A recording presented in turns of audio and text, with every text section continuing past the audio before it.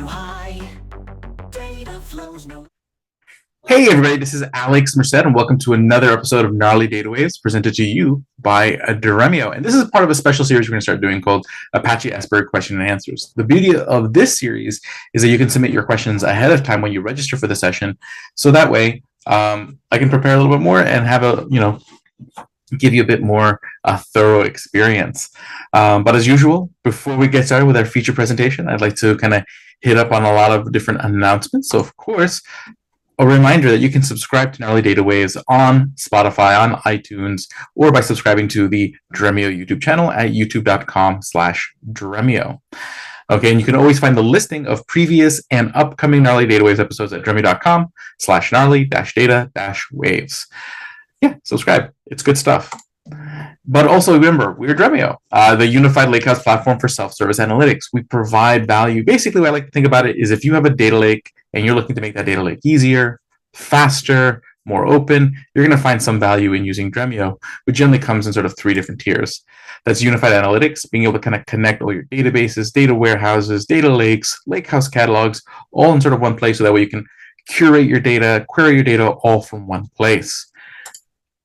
Dremio's SQL query engine. So not only are you able to connect all those data sources in one place, but you can run queries and federate queries in a very performant way. That's performant because of Dremio's top-to-bottom building with Apache Arrow, which can be accelerated even further with Dremio's reflections feature, which is really unique and really cool. And a lot of other sort of new optimizations. Like recently in the newest release of Dremio, they added results caching, which has even further improved performance for a lot of queries. And lakehouse management, particularly when you're working with Apache Iceberg. A couple of the issues you have is, hey, I have to maintain these tables. I have to make sure that I'm running regular compaction, which is going to be the topic of some of the questions you've all submitted. And running regular compaction, running expiration of my snapshots to keep my lakehouse nice and clean and functional and optimized. And that can require a lot of scheduling of complex maintenance, complex automated work. With Dremio, you can automate that away. Dremio can take care of the optimization on a schedule for you, can handle the expiration of those snapshots for you, as well as providing you an enterprise catalog that's integrated into the Dremio platform that catalogs your Iceberg tables, makes your Iceberg tables available to all your other favorite tools because it's a standard Iceberg catalog, and basically also it has that Git-like functionality, so that way you can isolate workloads, create zero-copy environments, handle multi-table transactions, and lots of other really cool benefits when using that catalog version paradigm. But with that, we also like to write a lot of content into getting hands-on with Iceberg right directly from your laptop. So right here, there's several different exercises that if you know someone who's looking to get hands-on with Iceberg who hasn't yet, or you want to get more hands-on with Iceberg, you can scan these QR codes for different exercises where you'll use different tools with Iceberg and create BI dashboards, things like that. So here's a variety of different exercises you can do. The easiest all the way on the left, and then these three are a little bit more complex end-to-end exercises, but all done with Docker, completely from your laptop, no cloud infrastructure necessary. Also, I'm one of the co-authors of Apache Iceberg, the definitive guide, which you can get a free copy of by scanning this QR code on the screen at the moment. So you can do that right there. I'll leave that up there for another second or two for those who have not yet get the book. It's a good book, covers a lot of ground. And of course, many of you have already been attending the Apache Iceberg crash course, which is right now we're getting towards the end of it. There's, I think, 3 more sessions left, but you can still attend those 3 sessions live by scanning this QR code if you're not already registered, and you can watch all the previous sessions on demand by scanning this QR code here. And again, all these links will also be sent in the follow-up to this presentation. But with no further ado, let's get on to our featured presentation, Apache Iceberg Question and Answer. Now, I'm going to first go through the questions that have already been submitted to me when people registered for this event. So I'm going to go there first. And if there is any time left, at the end, I will go through any questions that are submitted during this time. So we will be doing these more regularly. So generally, I'm going to encourage people to pre-submit their questions when they register, so that way I can answer those questions. Because basically the pre-submitted questions will get answered first. So let's begin. Okay, so these are 3 questions that I kind of bundled in the same category because they're kind of all getting at the same question. So first I'll read the questions and then we'll kind of get into answering the question. When to use Iceberg versus others like Delta Lake? What are the most common use cases? Okay, what is the advantages you have seen in the real world scenarios for operational data and analytical data. What are the top 3 differentiators that would recommend Apache Iceberg from alternatives? So basically, the bottom line is, 1, what makes Apache Iceberg special? What makes it different than the other formats, which include Delta Lake, Apache Hudi, Apache Pymon? Okay, so first let's talk about what's the same. Okay, so there's basically 4 formats now. So you had the main 3, which was Apache Iceberg, Apache Hudi, Delta Lake, and and then later on you've had Apache Pymon join the story coming out of the Flink project.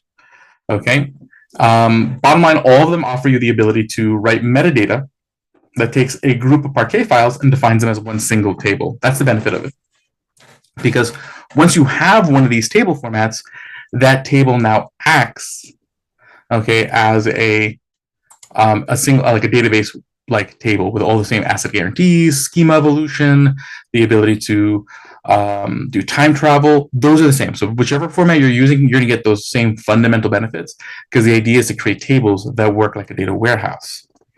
Now, each format has those sort of additional things that they may offer on top of that that are generally very built based on their particular architecture for the particular use case they were originally designed for. Okay, and in the case of Apache Iceberg, a lot of the unique features of Apache Iceberg have to do that it was really architected to make working with the data easier. It's very designed for the consumption of the data. Okay, it was really designed to make it easier for you to query the data, which is why you have features like partition evolution, which makes it easier for the data engineer to implement partitioning relative to how it was done in Hive, where you have to kind of create a lot of these partition columns based off a timestamp, and then you'd have to like add more complex ingestion logic to create those additional fields on each ingestion, which would also result in larger files. That's really more hidden partitioning. But hidden partitioning would basically make it where you don't need to do all that complexity. And then 2, it makes it easier for the analyst, because then the analyst doesn't have to like add additional predicates for, hey, you know, I want this timestamp between this timestamp, but between this month and between this day and this day. Instead, you can just say between this timestamp and this timestamp, which makes it a lot easier to write a query that actually hits the partitioning and doesn't result in a full query scan.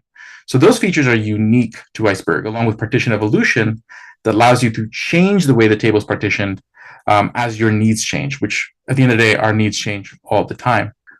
So that's sort of like the unique features of Apache Iceberg. Also, another really unique thing about Apache Iceberg is its ecosystem. So out of the 3 formats, it probably has some of the most robust support across different tooling. And again, that support is not just read and write. So basically, most of all the 3 main formats, particularly, have pretty good read-write support at this point.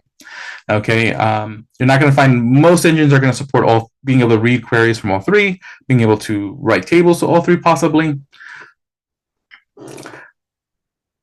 But the ecosystem in Iceberg is unique because you also have management. So for basically platforms like Dremio, platforms like Absolver, platforms like AWS, and many others are offering management features, and that is unique to Iceberg. Typically, with a lot of the other formats, when it comes to getting sort of like a vendor who's going to help you manage your lakehouse, you usually have like 1 option, maybe 2, but usually 1. Okay, so generally, basically using that format kind of says, okay, if I really want to have that sort of offload that management work of the lakehouse, there's a particular vendor I kind of have to go to.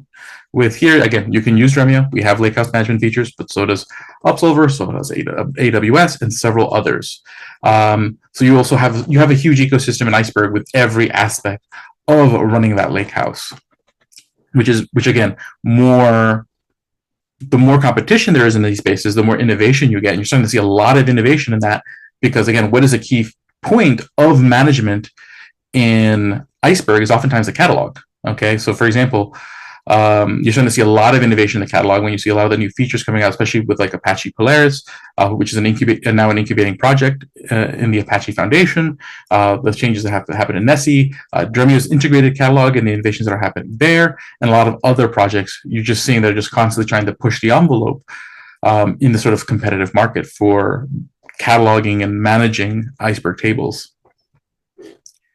Okay, what are the advantages you have seen in real-world scenarios for operational and analytical data?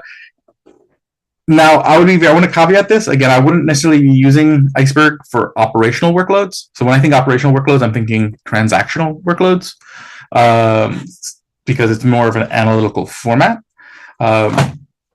Now, if you're thinking of operational workloads in the format, like maybe like auditing or something like that, where you're not necessarily running analytics, but you're doing auditing and quality checks and things like that, then I can see it. Again, depends what you mean by operational. But generally, when I think of Apache Iceberg, I'm thinking of it as an analytical format. And again, the use case is big data sets. For all the table formats, the idea here is you have really, really big data sets. There's a point where really, really big data sets becomes really impractical in most data warehouse solutions, either because it becomes cost prohibitive or you start hitting scaling issues. With just how much you can scale compute, how much you can scale storage, depending on sort of what paradigm you're using, whether it's like an on-prem solution or a cloud solution. So then what happens, it makes a lot more sense to have to separate that compute from storage and have that storage that can scale no matter how large that data set is be the central point, and your data lake is that storage layer. And that way you don't have to make an additional copy of the data because the data is already in your data lake. And generally you're going to always land data at least once in your data lake and then maybe move it again somewhere else. So in that case, why do that second step when you can move the data there? So generally it's going to make it easier to work work with those large data sets because you're not going to hit those same scaling issues. Two, you're going to get that data faster to the endpoint because you're doing less hops, less data movements. I'm not saying there's no data transformations and no data movements, but a lot less. And it will also be a lot cheaper because generally a lot of the compute that you can use in running queries on Iceberg tables is often a lot cheaper. The storage is a lot cheaper. And again, you have a flexibility to switch. So you can use this compute tool for these workloads, this compute tool for those workloads. You get that flexibility pretty easily, which is pretty nice. So what are the top three differentiators? I kind of already went over that. So that would be hidden partitioning, partition evolution, and the ecosystem. There's a lot more to Iceberg. Again, Iceberg is also the only of the three formats that has like a built-in sort of table level versioning. Iceberg basically has a unique sort of disconnection between sort of how the files are physically laid out, which is pretty nice because that allows you to kind of take advantage or avoid certain bottlenecks on different object storage providers that might throttle really large partitions. So there's all these different benefits, but those three that I mentioned before would be, I think, the ones that get me most excited in the morning. But yeah, so again, and then as far as the differentiators between other formats, the key thing is, again, they're going to be not read and write support. Yes, I mean, I do think Iceberg does have the best read write support, but again, it's more that management support in the sense you have so many different vendors that will help you manage that lakehouse, so that way you're not stuck with one vendor managing a lakehouse if you decide to use a managed solution instead of internally managing that lakehouse. And on top of it, there's just such a plethora of support from different companies for Iceberg that, again, you have a lot of people who are willing to help you get to that finish line to get in building that Iceberg lakehouse. Now, any plans to support spatial data in Apache Iceberg? Yes, that's actually one of the proposals that are happening right now. So there's geospatial. So right now there's two data types that are kind of working their way through the proposal and getting vetted and tweaked within the Apache Iceberg ecosystem. One is geospatial data, which started off with a fork of the Iceberg project, which was known as Havasu, created by Where Robots. You can actually find the link to Havasu through this QR code. This QR code will take you to the Havasu project, which basically designed an initial sort of proof of concept of how geospatial support can be handled in Apache Iceberg. That proposal now is that is now going through. If you go into the email list for Apache Iceberg, they are having that conversation, tweaking it, and trying to figure out what the final iteration will look like, which will probably be part of the either part of the V3 spec. I don't know if they'll add it in Iceberg V2. Probably will be added in Iceberg V3, which is a lot of the conversation right now, solidifying a lot of these new changes that'll be in that next version of Iceberg, the V3 version. The other one is going to be the variant data type. So Snowflake has this variant type, type called variant. And what it is, essentially, think of it as like a JSON data type, but not, or plus. So the problem with like a JSON data type is that it's just the JSON string. You parse that as JSON, and you kind of have to like work your way through that data structure inherently, which, depending on how deeply nested it is and how complex that data structure is, can be a little not the most performant thing in the world. Now, what the variant type does is essentially like you have the JSON, but you also have metadata on the JSON. And then Spark also has a version of the variant, which actually probably more than likely the version of variant that will end up An Iceberg will probably be closer to the Spark version if I understood the conversations that are going on correctly. But so yeah, basically you do have new data types that are working their way through the Apache Iceberg approval process. Again, it's an Apache project, which means it's every new thing has to kind of go through this process of conversations, of refinement that's done very publicly. You can actually see all these conversations by subscribing to the Apache Iceberg dev list, which is actually, that's pretty much what I do every morning. Every morning I wake up, I see the emails of all the conversations going on between the Iceberg devs, kind of like some people read the early morning newspaper. And it's actually really fun. I mean, you start thinking about a lot of sort of design challenges you never really thought about reading those conversations. But those are two of the things that are kind of working their way. So in the future, you'll have likely variant support and geospatial data types within Iceberg, I would say in the near future. I wouldn't say like next month, but in the near term, these are active conversations that are going on now with implementations that have already been generally designed. Okay, what are streaming materialization options?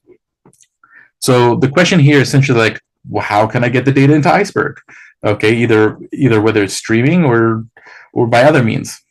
I did recently write an article on this called 8 Tools for Ingesting Data into Apache Iceberg.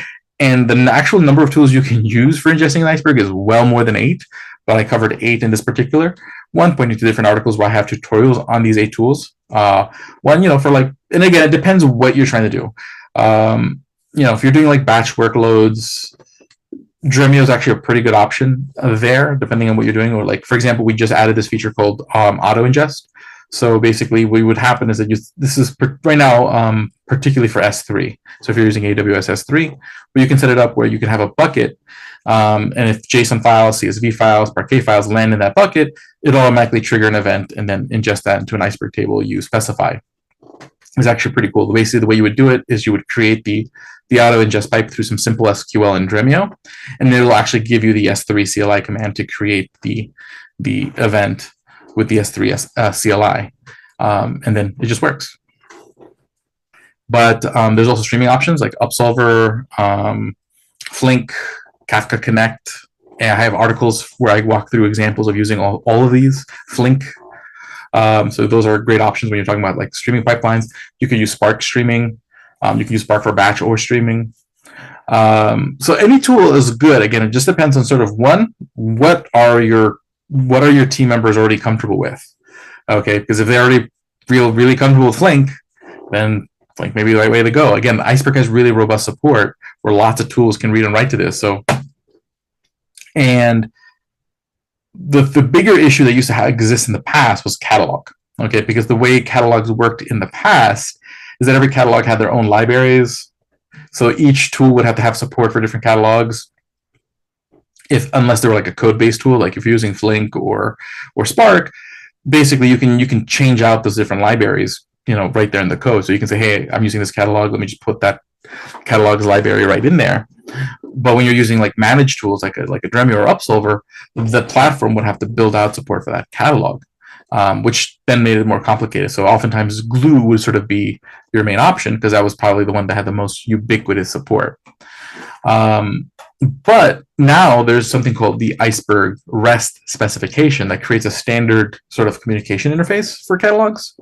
So now, and then pretty much all tools support the REST catalog spec at this point. So in this case, you can use pretty much any catalog, long as it implements that REST specification, it should work with all tools. So a lot of the things that made it where it was a little bit trickier to figure out, hey, which tools should I use? That issue's kind of gone. Basically, now with modern catalog options, so when you're talking about like Nessie, Polaris, and other catalog options, they all support the REST catalog, which means they're going to be supported by any tool that supports REST catalog, which is pretty much every tool nowadays. Because that's become sort of the standard for how to communicate with catalogs. Recently wrote a whole article on sort of what the REST catalog is and isn't, which you can find on Medium. And but the basic gist is it's a standard interface specifically for working with a Iceberg table. So there's things that doesn't cover. Okay, like how do you manage a catalog? As far as like setting like RBAC, things like that. Those are going to be more specific from catalog to catalog. But typically when you're writing SQL, when you're writing your pipelines, you're working with the tables, and the REST catalog spec kind of addresses that. So far as like you really, it's really whatever's the best tool for your particular needs. And again, while performance is always a consideration, also again productivity is a consideration. So if you have a team that's really good Flink developers, but you're like, hey, we're going to use Spark because we heard Spark is better, but they don't write as good Spark code because they're better with Flink, you still might not necessarily get the full value out of that. So again, things to consider is like not only is what's the power of the tool, but the level of productivity you can hit with a tool. Okay, sometimes new tools, like let's say like a Dremio, where basically the use factor is mainly SQL, so it's pretty easy to pick up, then that's fine. But again, you have to think through sort of like, hey, is my team more comfortable writing SQL for this kind of workloads, Python for this kind of workloads? We're more comfortable writing Java for these kind of workloads, and sort of lean into sort of, hey, where is my team going to be most productive? Why would I choose Apache Iceberg in AWS instead of just using a regular glue table when ingesting data into a silver layer in a lakehouse? It depends. Now, when you're using like a standard glue table, it's essentially just a standard Hive table.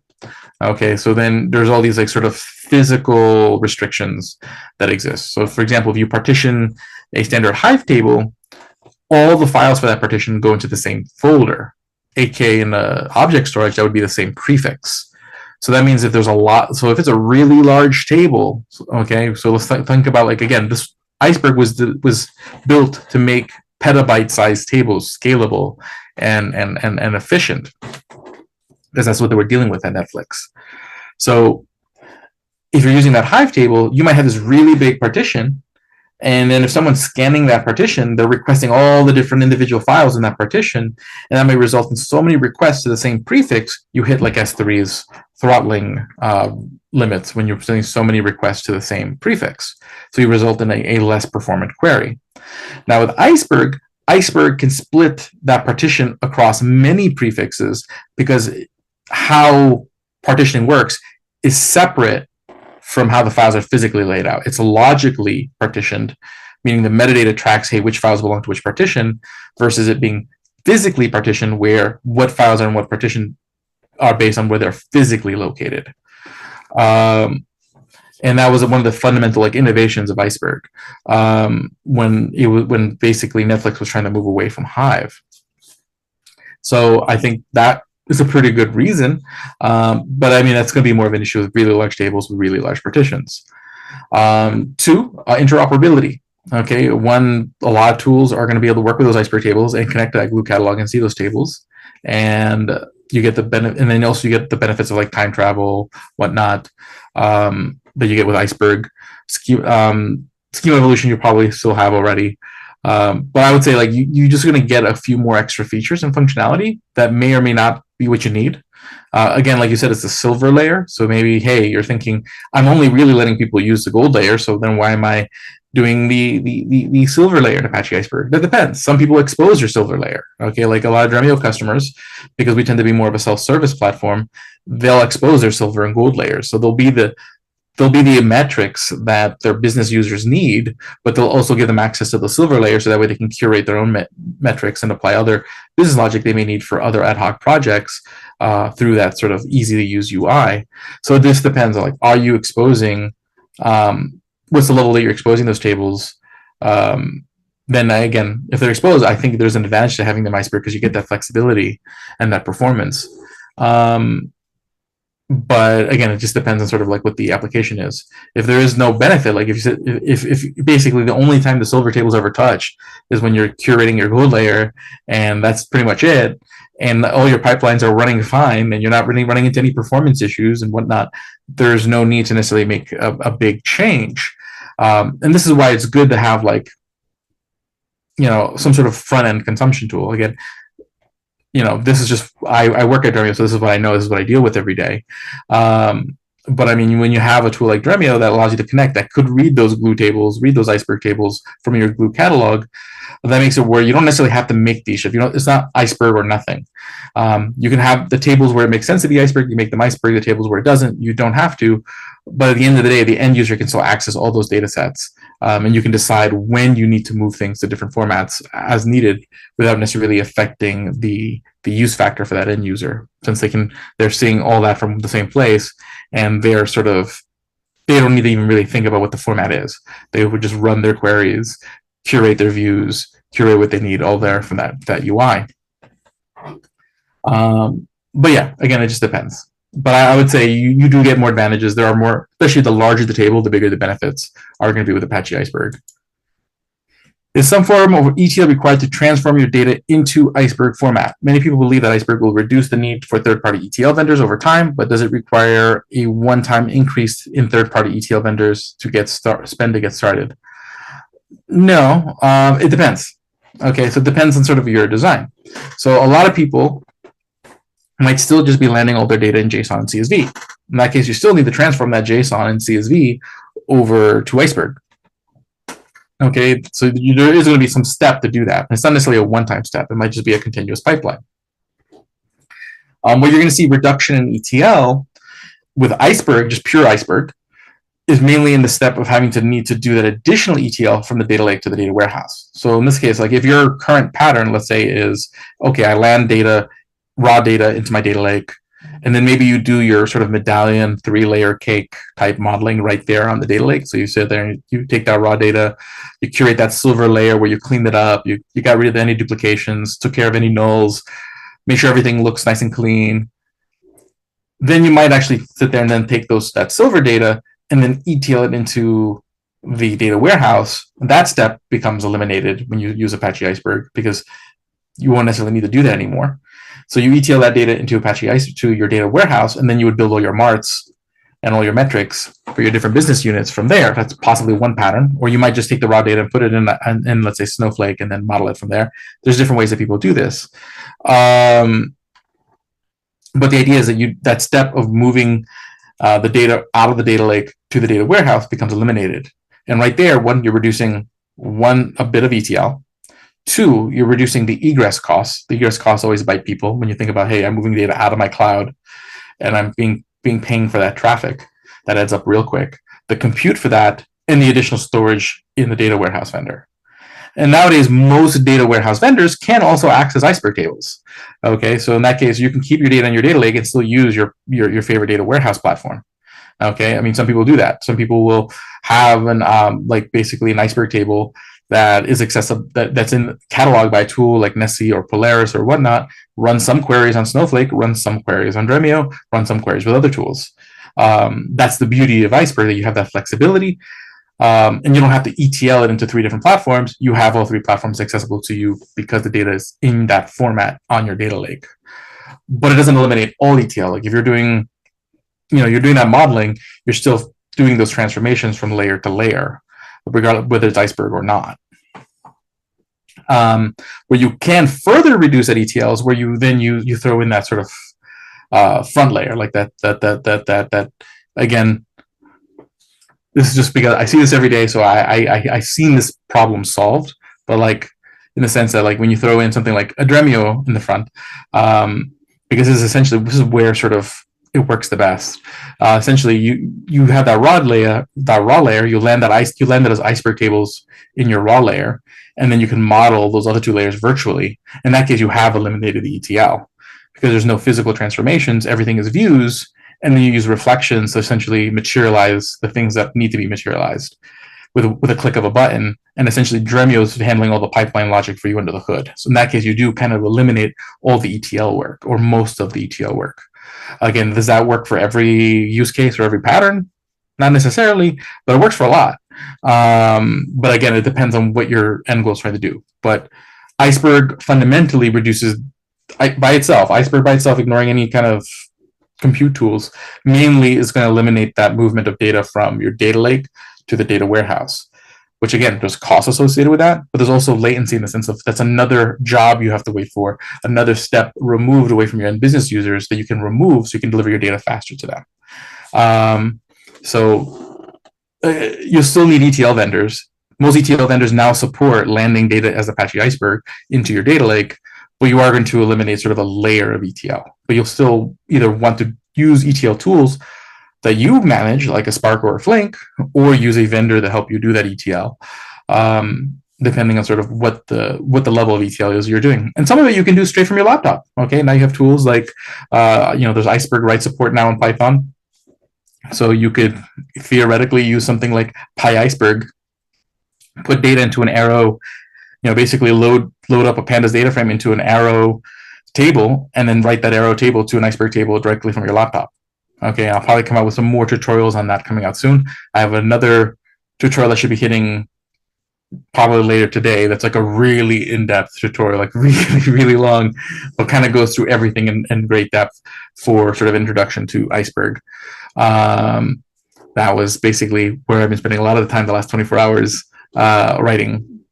Okay, but yeah, that would be sort of my perspective on the ETL story here. Is there one catalog we can integrate with Snowflake and Databricks to query the Iceberg table or other data assets? Yeah, I mean, there's a couple different options. I mean, theoretically, like when you're using Databricks, you're using Spark.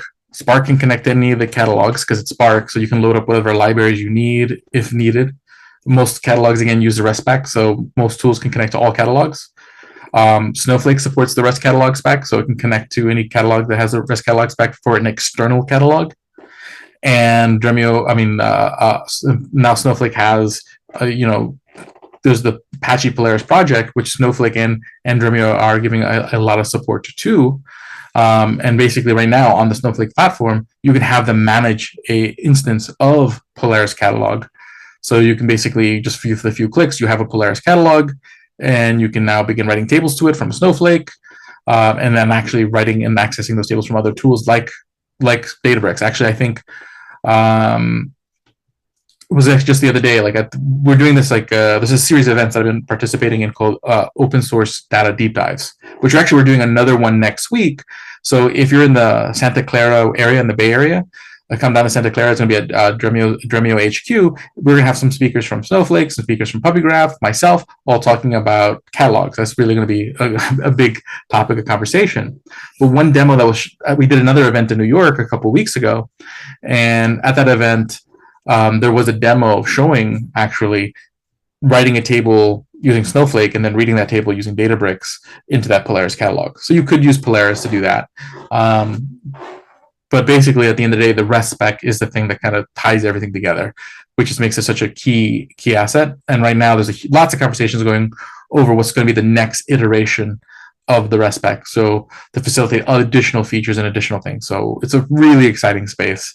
But yeah, I would say Polaris is probably going to be the lowest hanging fruit if you're looking for Snowflake Databricks interoperability, where you can read and write on both ends. Like theoretically, there's Unity catalog, but Unity catalog you still wouldn't be able to write to in Snowflake. Because the way Unity catalog works is that you have to write the data as Delta Lake, but what it does, it'll it's a separate process. So yeah, concurrently, it will, or asynchronously is the word I'm looking for. Asynchronously, it'll write Iceberg metadata. So I updated Delta Lake table. It starts writing a version of that new change of the table as Iceberg. So that way, if you connect to that Unity catalog using the REST catalog spec, you can read tables as Iceberg, but you cannot write to them as Iceberg.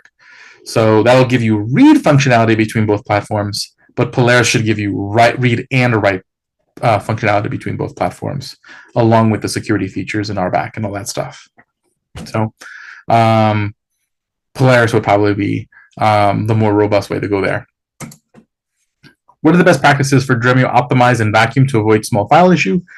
Okay, so basically, so for those who aren't familiar with optimize and vacuum, basically, when it comes to compaction in Apache Iceberg, compaction is when you take small files and smush them together into bigger files, so that way you avoid the small files problem.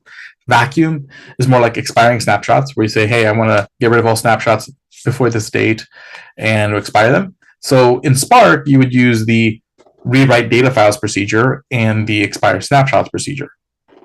In Dremio, that's turned into an SQL command called optimize for rewrite data files and a SQL command called vacuum for expiring snapshots.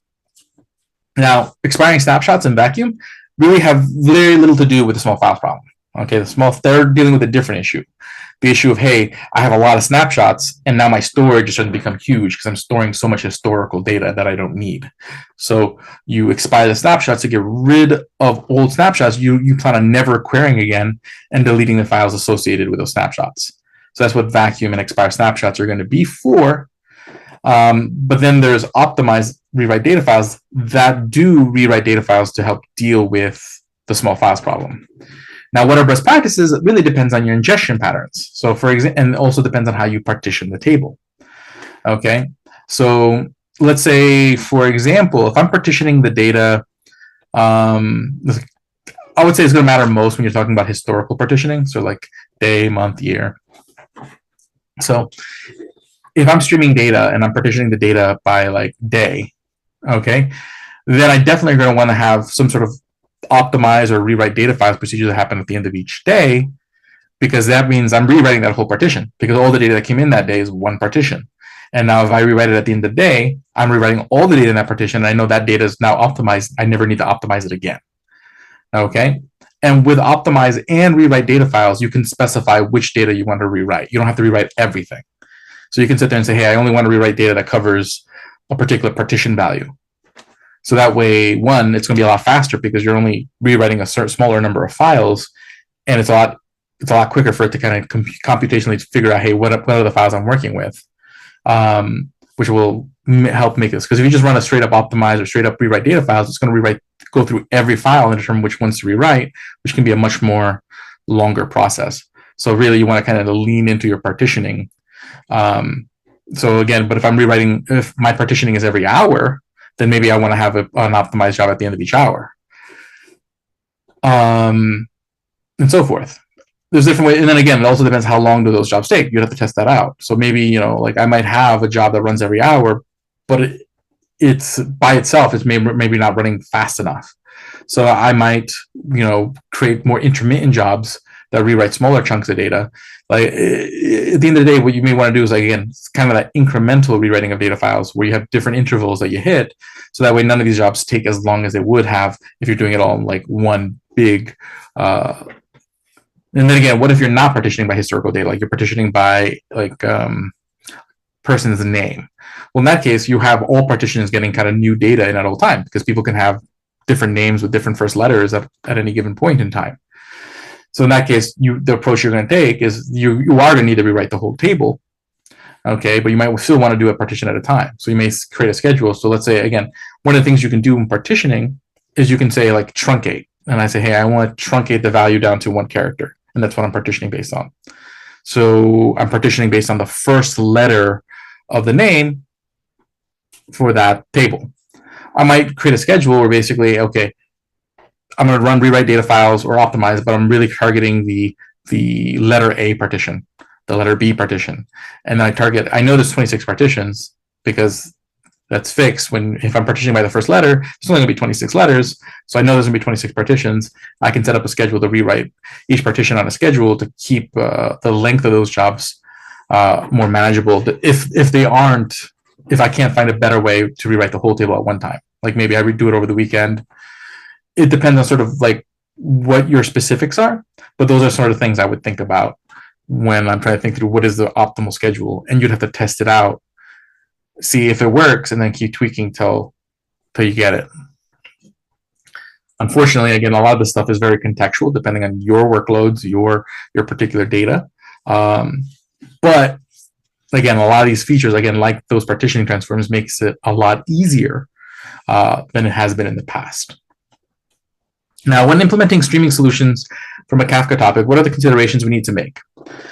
Is it possible to implement this in Azure ADLS2 using Spark as processing engine? Sure. There are Azure storage libraries. So basically, when you are configuring Spark for Iceberg, usually what you do is there's a property of the catalog called like file IO. So, and actually, I don't even, it's a property you'd set on the catalog. So basically, if you're writing to S3 or Minio, you'd probably use like the S3 file IO, but there's also like a GCS file IO, there's an ADLS file IO. So you just want to make sure that you specify the right file IO library when you configure your Iceberg catalog in Spark. And that's really the only thing you have to do for it to work specifically with Azure. Okay, just make sure that, hey, here's my catalog, which again could be Nessie, could be Polaris, and just make sure that. And then if you're using Polaris and you're using REST catalog, they use vended credentials, and this is a really cool thing about REST catalog. So what does vended credentials mean? So typically what you have to do in the past is that, like, when I'm configuring Spark, I have to give them my catalog information so that way they know how to communicate with the catalog. But then the data has to be written somewhere, so I'd have to give them my storage credentials, which was really confusing for a lot of people. Okay, it's like, oh, why do I have to give them 2 sets of credentials everywhere I want to use Iceberg? Okay, I have to give them storage to store, catalog to access the catalog. So it's just more configuration. But with the REST catalog spec, what you can do is something called vended credentials, where basically the catalog handles that. So essentially what will happen is that when the catalog when you authenticate with the catalog can then provide a temporary set of credentials to the engine to access the right storage location. So in that case, basically all that stuff is handled behind the scenes, and you don't have to think about it. You just have to connect to the catalog, and the engine and the catalog can figure out all the storage stuff, making it a lot easier. Which is something, again, you can do with like Polaris, Nessie. These are all engines that now support the REST catalog and vended credentials. When implementing streaming solution, and again, so basically, again, writing to Azure doesn't matter what the streaming solution is, unless it's like a managed solution. So if it's a managed solution, so think of Decodable or Upsolver or other similar types, WarpStream, Confluent. Since they're giving us sort of a more managed platform, they need to build in support for these things. So it's going to depend on, like, hey, do they have support for X, Y, and Z? Like, do they support writing to wherever? If you're using open source tool like Flink or Spark, then it's up to your configurations. And you can definitely use Spark streaming to stream into Azure, no problem.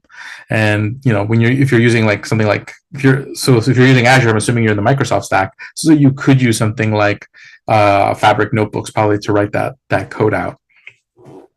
But again, it's just going to be main on writing the Spark configurations.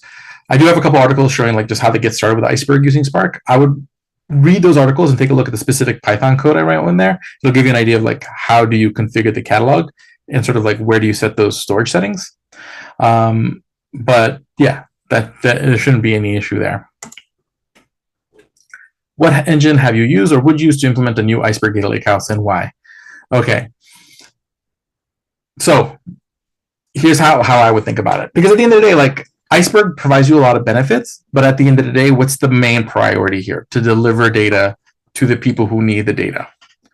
So generally, I would work backwards. So before I change where any data is, the first thing I need to do is give my users an access point. Okay, and this is sort of where, like, again, I would probably put a Dremio up front. Okay, so I can connect. So if I already have data in Hadoop, I can connect Hadoop to Dremio on-prem. If I have a Snowflake warehouse, I can connect Snowflake to Dremio. If I have a Redshift warehouse, I can connect that to Dremio. I can connect all these data sources to Dremio, so that way all my users have this. They work with that data the same way, no matter where the data is. So this way, it makes it a lot easier for them to use the data because they're not having to like juggle 10 different sets of credentials, having to set up all these connections in their own custom Python code or anything like that. They just interface with Dremio. Then you take a look at, because initially what you can do is that Dremio uses a lot of Iceberg under the hood without you ever really seeing it. So like, for example, if I have a JSON data set or CSV data set on a data lake, and you promote that to a table underneath in Dremio, that's essentially creating Iceberg metadata under the hood to help you query that JSON, that CSV really, really fast. Okay, and that's all done transparently. And basically, it feels like, hey, man, this is really fast at querying like CSV and JSON. And that's oftentimes maybe good enough, depending on sort of like how frequently the data changes. Okay, the data changes infrequently, that's probably more than good enough. That's really all you need. Just connect your sources, and the queries are going to run really fast because Dremio is just generally really fast. But let's say your data changes more frequently. Well, then that's when I'm going to start thinking more about, hey, I should have the data natively, and I need to change the way I land the data to Iceberg. Okay, because that way the metadata around that Iceberg table changes the minute the table changes, or the moment the table changes, and that's going to allow Dremio or any engine to be able to have immediate access to that better form metadata, and also just a little bit better performance as well, because again, you will have the scalability of storage and the availability of the storage layer, and basically you skip the need for any kind of push downs to some other system. But that would be what I would do first. I would like not everything has to be an Iceberg. I would first have that sort of access layer. So again, Dremio is one solution for that, where basically everyone's accessing the data through that same interface. And then see where the bottlenecks are. See, okay, now my users can access all the data. That was my main goal. Now let me see where the data is not performing the way it needs to, and then see, hey, maybe those data sets need to shift over to Iceberg, because you are gonna get a performance benefit when you shift it over to Iceberg, and also a scaling benefit. So if it's getting hit a lot, and also again the storage and cost benefits. Like other benefits that might happen is like if you have like a database server that's like running 24/7, you're paying compute to run that server on top of like whatever storage you might have attached to that compute to store the data in the database server. But if you're just using it for analytics and you can move all that over to Iceberg tables, well then you can decommission that database and you're not having to pay for that compute running 24/7. Because for Iceberg, again, the compute doesn't have to be running 24/7. They're just files stored in your storage, and the compute runs when you're running a query, regardless of which engine you use. So you get savings there as well if you can decommission old infrastructure. But again, I wouldn't rush to that. I would figure out, okay, first let me make sure that people can access the data, to identify where the bottlenecks are, and then consider migrating those specific workloads and those specific tables to the workloads. Because I can already use all the data together. I've already unified my data at that point of putting that access layer. So now moving the data to Iceberg is more, hey, do I need to give direct access to other tools? So do they need to be able to directly access these tables in other compute tools? Then yeah, Iceberg that's going to be a data set you want to move to Iceberg. And again, if there are performance and cost reasons, I might want to move that particular data set to Iceberg. But that might not be true for every data set. Again, the beauty of Iceberg is that it's not all or nothing. Not everything has to be Iceberg, and not nothing has to be an Iceberg. You can kind of incrementally adopt it where it's going to provide you value. And again, that becomes a lot easier proposition when you have that unified access layer, because people can still see all your data regardless of what choices you make for each data set. Versus again, having without a unified access layer, you still end up having that story where basically there's like 10 different places and 10 different credentials that your end users need to kind of juggle, which is not necessarily an ideal situation. Cool. So that would be the approach I take. So I would work backwards. I would work from the end user backwards is the main takeaway there. Okay. So I wouldn't necessarily say, okay, hey, how do I need to store my data? I would think about how do my users need to access the data? And then think, okay, what tools do I need for them to access the data? How does that tool access the data? How is it capable, and where does it access data? And work my way backwards there. Because at the end of the day, like if the end users can't easily access the data and make use of it, doesn't matter what you did all the way further up. Okay, so I always like to work from the end back when I think through these things. What are the primary use cases for Dremio? I saw this one in there. I was like, I don't. Again, I think I've already talked about Dremio and kind of explained its primary use case. Again, helping really unify your data. Bottom line is it's fast, easy. Honestly, the best thing to do is just get hands-on with it. Like try one of my tutorials where you can spin up Dremio on your laptop. You should see the value pretty quickly. But I won't belabor the point. But thank you for whoever threw that question in there. Please compare Gravitino with Apache Iceberg, and what would be the best way for the two to work together? Okay, so one thing is that Gravitino and Apache Iceberg are two different things, so I wouldn't really compare them to each other. So Gravitino is a catalog.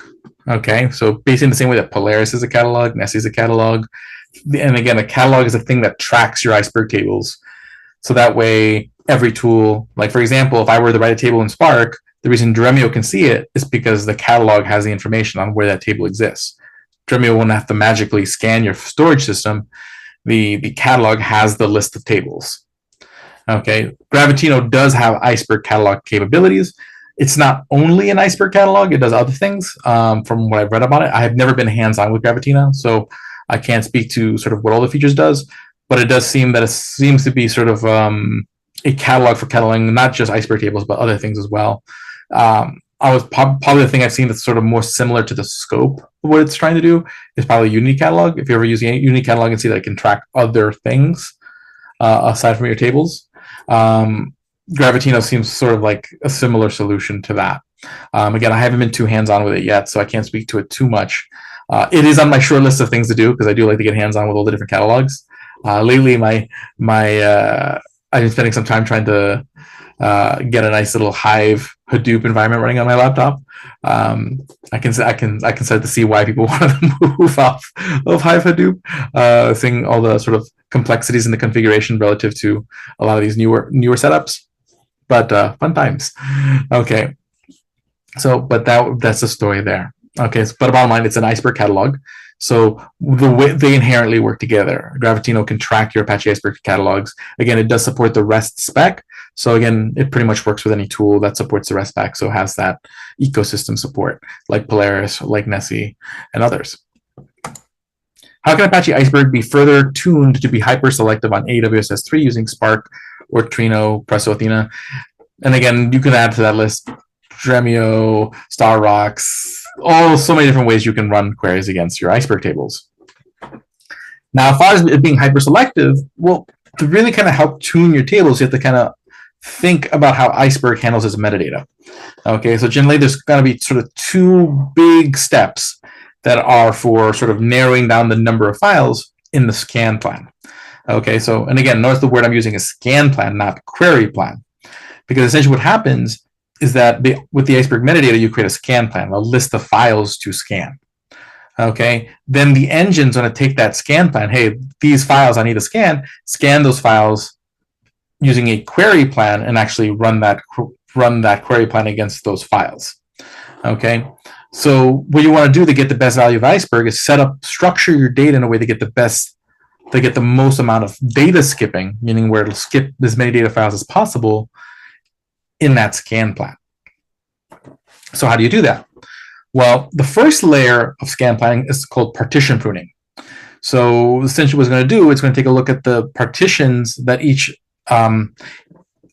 manifest is going to cover data that's within a certain, will have metadata that says, we cover the partition values between this range and this range.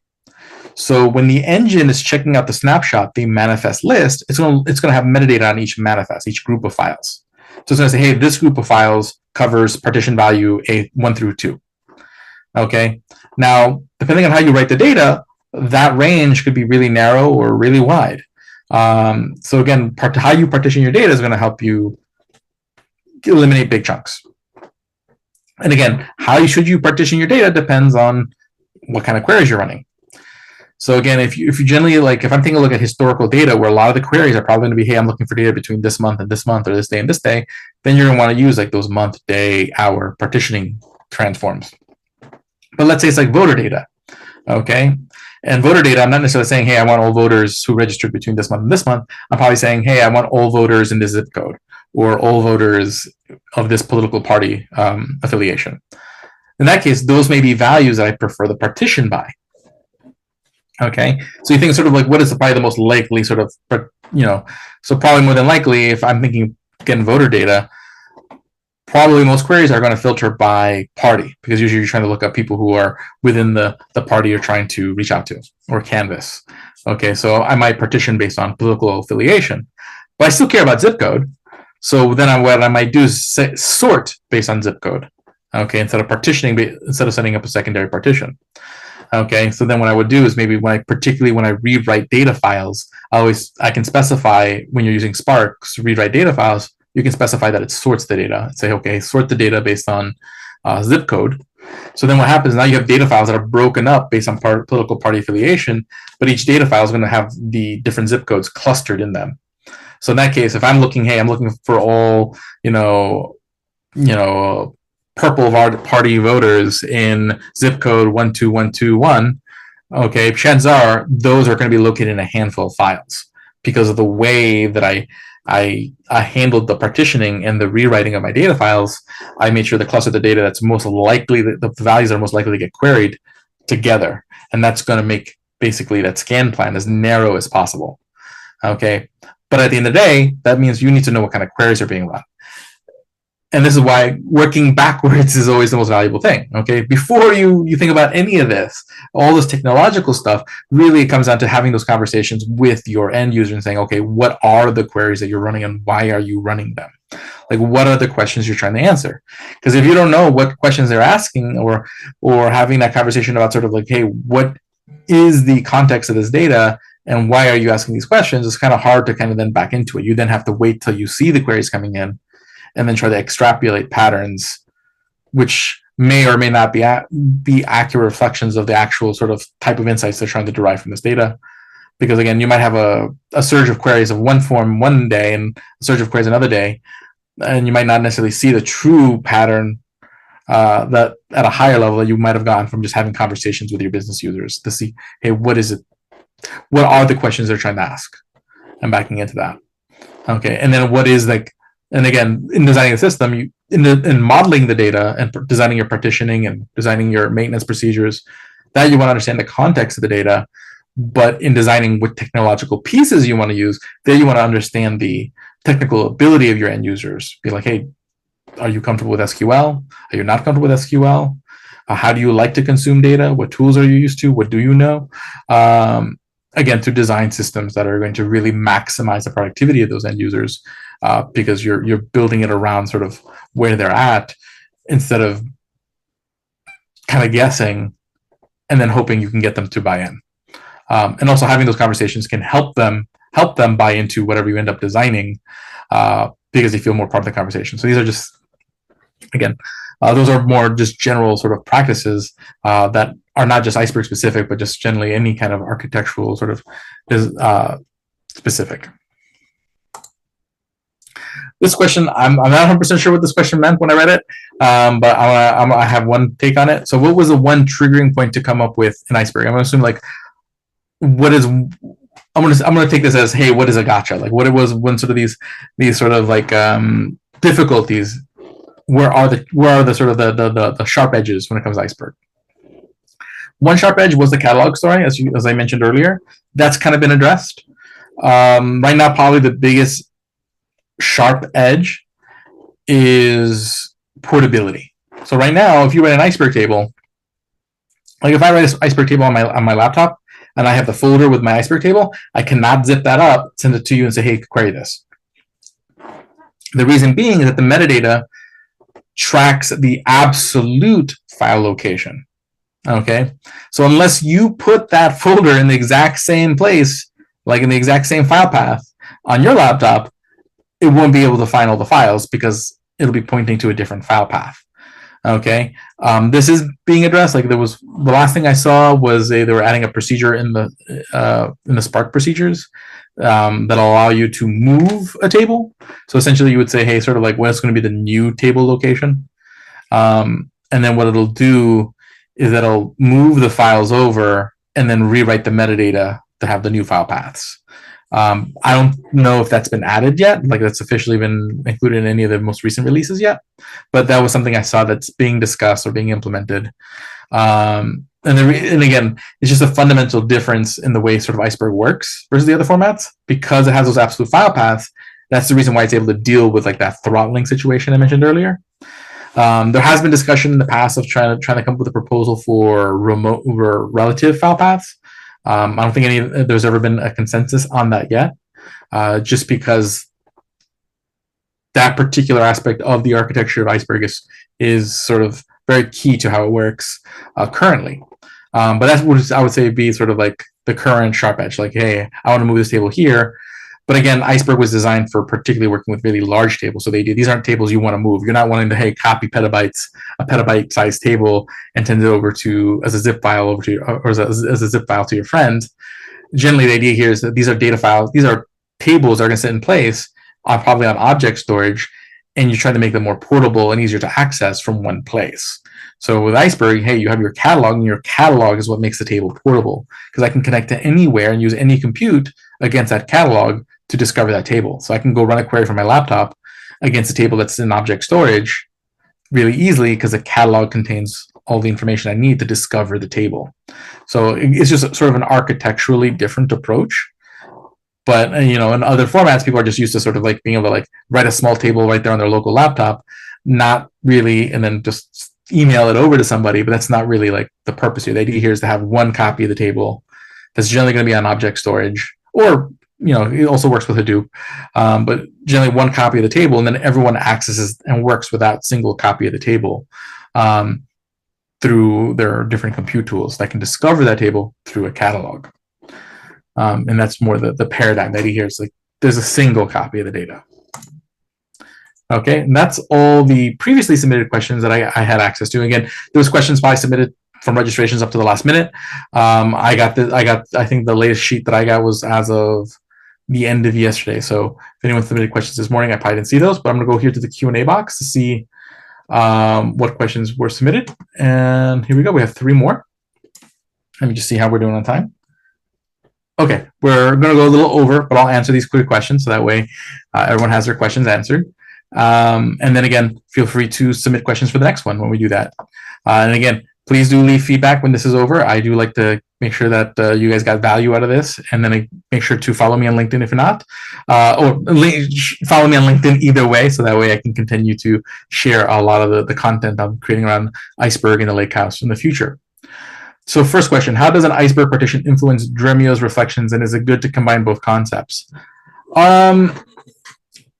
Okay, so first let's just establish what a Dremio reflection is. So a Dremio reflection is essentially kind of like a materialized view where you create a physical representation. So essentially a physical copy of the table. The difference is that it's an optimized representation in the sense that it's an Iceberg table. So you're not just getting a physical copy, but you get the Iceberg metadata, which kind of acts like an index. So imagine if materialized views all had indexes attached to them. That's essentially, and then the neat thing about reflections is that it doesn't create another namespace. So typically when you use like traditional materialized views, each materialized view would have its own name. And I would have to then educate my analyst, hey analyst, you have to use this name to get this quality, to get quality results for these types of queries. You need to use this name for these types of queries, and you use this name for these types of queries, which can be a lot to juggle. So reflections does that transparently. So essentially you would just have one table that the user sees, but you might have like multiple reflections under the hood optimized for different types of queries. And what's going to happen is, depending on sort of the query and the different kind of filters on it, Dremio will select the right reflection for that query. So at the end of the day, the user isn't even aware that these things were even created. To them, there's just one table. They're querying it. They're seeing the performance benefit. So it's easier for them to use, and it's also a lot easier for the engineer to accomplish, because you can create these with this very simple SQL, and each of these reflections can have their own different partition rules. So going back to that voter example, if I partition the original table based on political party, I could create a reflection partition based on zip code. Okay, and so then when someone queries on zip code, Dremio will then probably evaluate and realize, hey, this reflection is a better choice. So you can mix and match them. You could also have just an unpartitioned table as your original table, and instead create the different partition versions as the reflections. That's one possible path. Okay, because basically there's going to be some queries where partitioning may actually hurt the performance. Okay, because the partitioning is too contrary to what the query is asking. So it actually slows down the query. So you could just leave the table unpartitioned and then use reflectioning to establish the different partition versions you need. So that's, again, it depends on your use case. Now, Dremio is making this a lot easier because they've recently added a feature called reflection recommendations. So Dremio will actually monitor the queries that are coming in and actually figure this stuff out for you. So Dremio will say, hey, these are the reflections we recommend that you should implement. And these are the ones that you've implemented in the past that you no longer need, you can get rid of. So that way you never are using up more storage than you need. And the one last piece in the reflections, the other really cool thing about reflections is that they can be reused. So for example, you have that one table that has like the 3 reflections on it. If someone creates a view on that table, those reflections will still be considered when you're querying like all the views in it. So you get more reusability of those materializations. It's a really, really unique feature. And there's like some really cool additional features coming down the pipeline that I can't say yet, but just know that like you really want to be watching that reflection space. It's going to be, and learning more about it. It's really cool. But right now we just recently released live reflections as a feature, which again, there's some blogs out there that describe how that works. What would be the best partition concept when partitioning for, e.g., countries or columns, where I do not know the amount of partition buckets I need? Okay, so now if you don't know, this is where like there's a particular partition transform in Iceberg called buckets or bucket. Now this allows you to kind of, if you don't really know how many different like partitioning or how many different like partitions will get created because you're not sure what the exact number of values are, bucket is really good, particularly for like, especially if it's high cardinality columns, because you can say, hey, I want all the data partitioned into 8 buckets. So for example, if you have like a primary key, so let's say an ID field, and you want to partition based on the ID field, you can say, hey, partition into 8 buckets, and it'll distribute the values across 8 buckets using a hash function, so that we only have 8 partitions, and it'll try to kind of evenly distribute them as best as possible. Again, it may not be perfect, so then you may, and this is where partition evolution becomes really useful, because what you can do is you can try out different partitioning schemes without having to rewrite the table every time you change. Okay, and that's something you can only do in Iceberg. So sometimes you need to experiment a little bit, but the beauty is that Iceberg gives you the flexibility to experiment. The last one is about Dremio. Dremio Cloud support the REST catalog REST API yet? Okay, as far as REST API support in Dremio, I don't want to spoil things, so just keep an eye out. Just keep an eye out. You'll see some interesting developments in the near term. No spoilers, so that's all I can say there. But you are going to be seeing a lot in that regard from Dremio very soon. Okay, that's probably as vaguely and securely as I can put it without saying too much. Okay, that's every question. With that, let me just take a quick look at the chat. Okay, and yeah, no, we're good. So with that, I will see you all next time. Again, when we put out the next one, you'll keep an eye on that. And again, questions need to be submitted through the Q&A box. So if someone wants to submit a question, it goes in the Q&A box. I will see you all next time. Make sure you submit your questions when you register. And then again, on the next session, make sure you put any questions that weren't pre-submitted in the Q&A box. Thank you guys for coming out. I look forward to seeing you all in the next one. And again, or on the Iceberg course if you're taking that at the moment. So I'll see you all there.